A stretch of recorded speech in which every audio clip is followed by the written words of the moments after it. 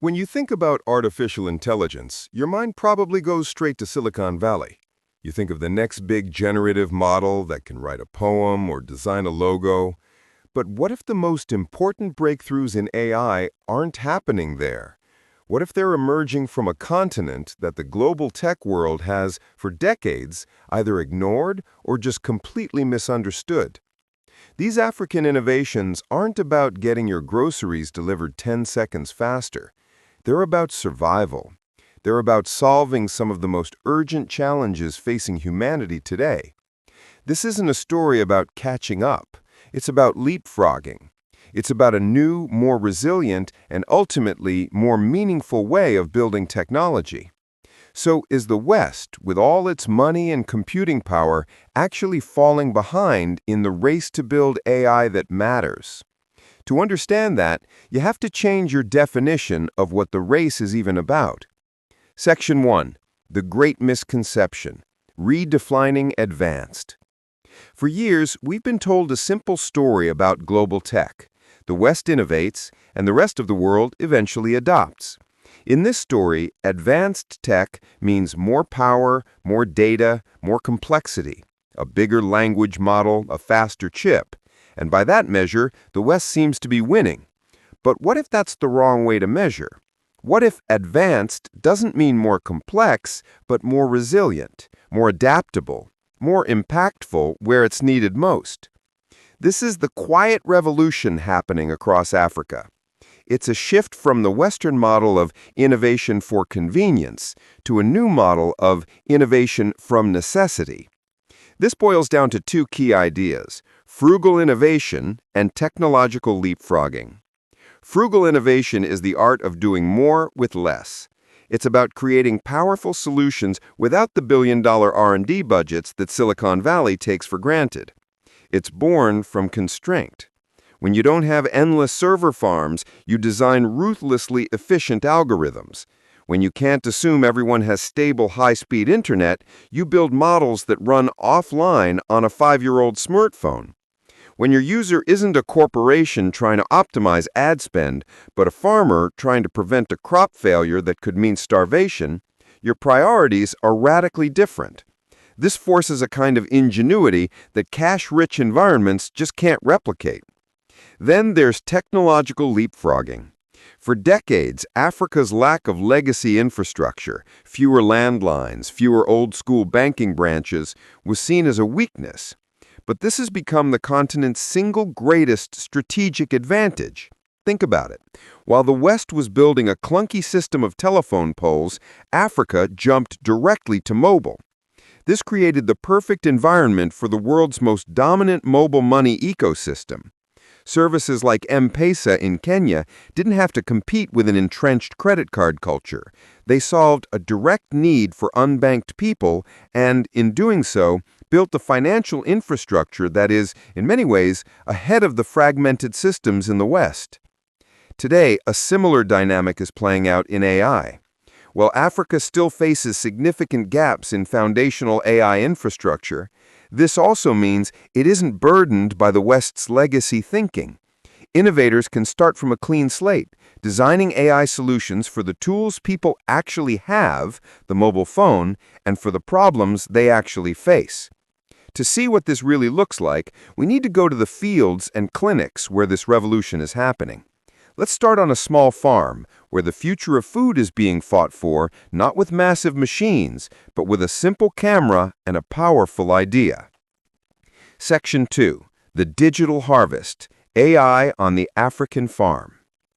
Imagine a farmer, let's call her Adama, in rural Kenya. Her family's livelihood depends on her small plot of maize and cassava. But things are changing. The rains are unpredictable, and new pests and diseases are emerging that can wipe out a harvest. Adama sees strange spots on her cassava leaves. Is it a nutrient deficiency? A fungus? Is it the disease that destroyed her neighbor's crop last year? The nearest agricultural expert is miles away, and sending a leaf to a lab is slow and expensive. By the time she gets an answer, it could be too late. This is the daily reality for millions of smallholder farmers across Africa who produce up to 80% of the continent's food. The margin for error is zero. A wrong guess means hunger. The Silicon Valley solution might involve drones and cloud servers, a system completely disconnected from Adama's reality. Now, look at the African solution, an app called PlantVillage Nuru. Nuru is Swahili for light. Adama opens the app on a basic smartphone and takes a picture of the sick leaf.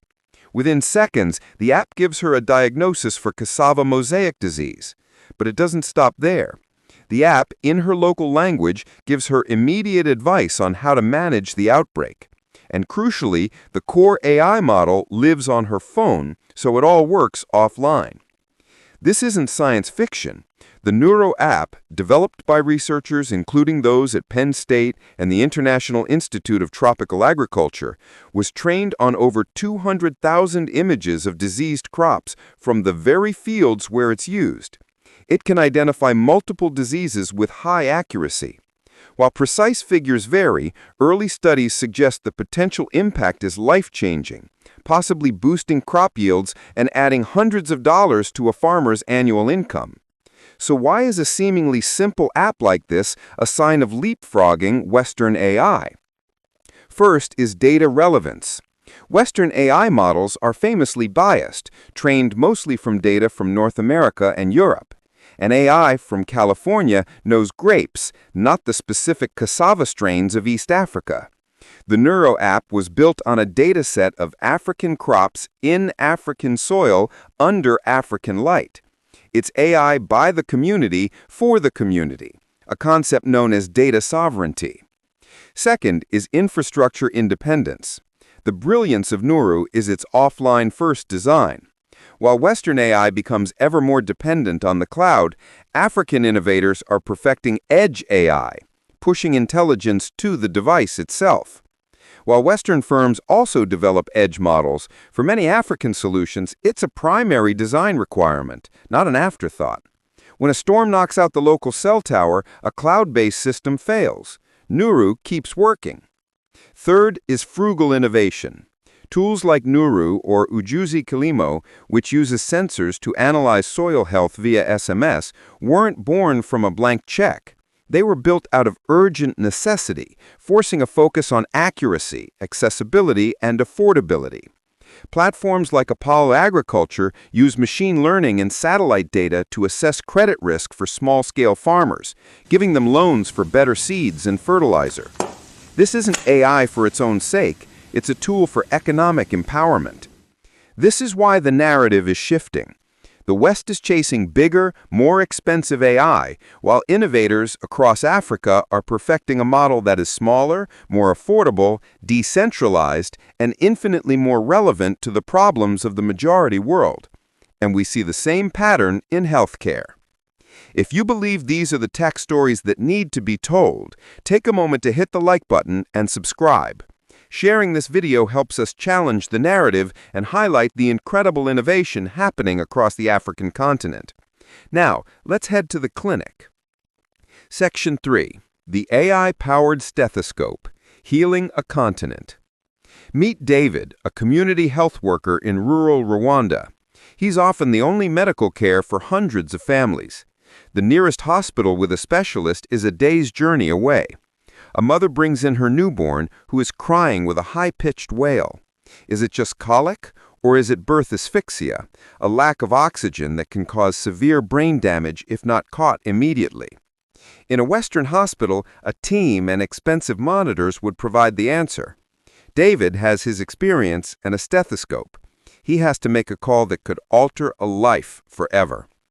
The African solution is a platform from a startup named Ubenwa, which means the cry of the baby in Nigeria's Igbo language.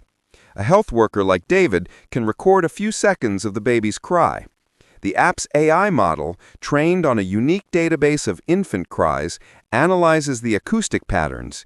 It detects the subtle differences between a healthy cry and one indicating neurological distress, giving David an immediate risk assessment. It's an accessible, life-saving vital sign on a device he already has. This is happening all over.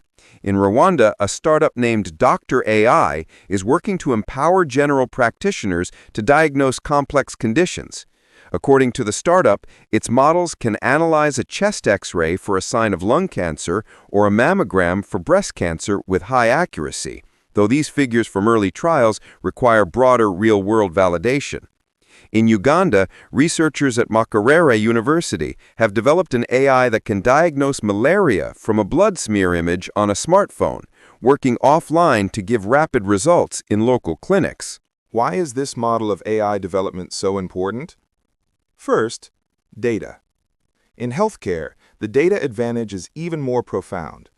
Right now, less than 3% of the genomic data used for global medical research comes from people of African descent.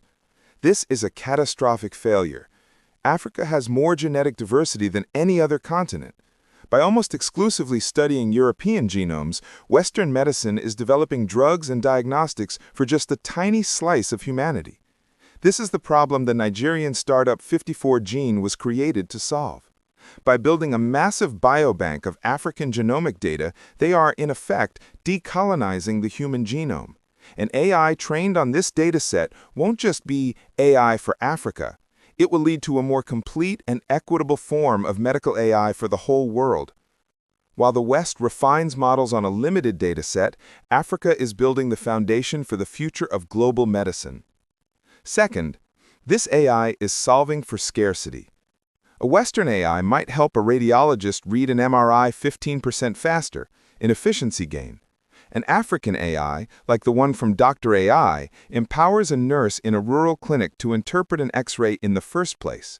It's not about efficiency, it's about solving for the complete absence of a specialist.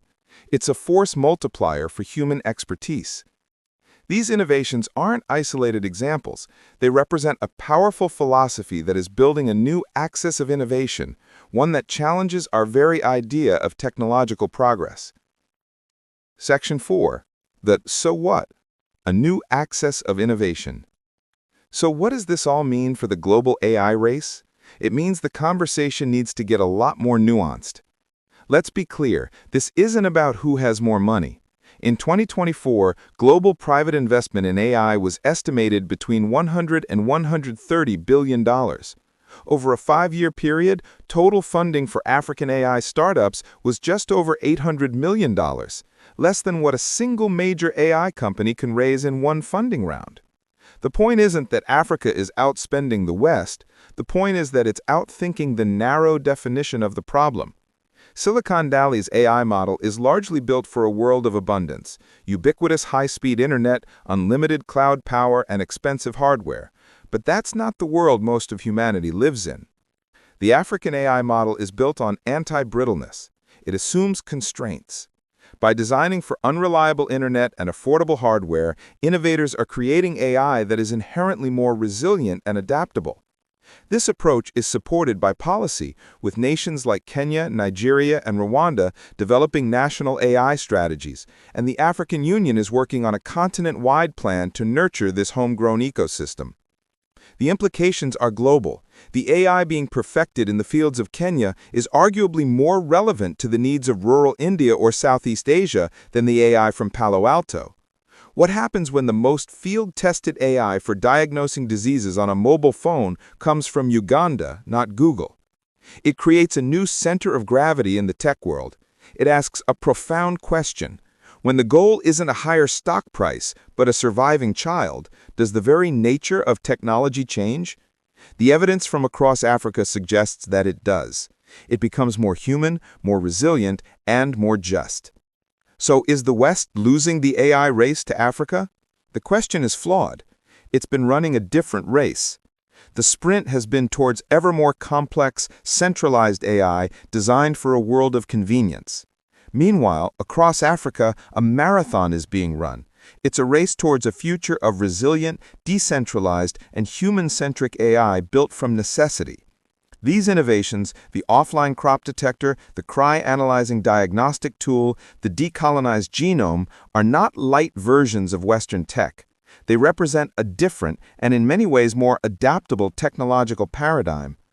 For too long, we've looked for the future in just one corner of the world.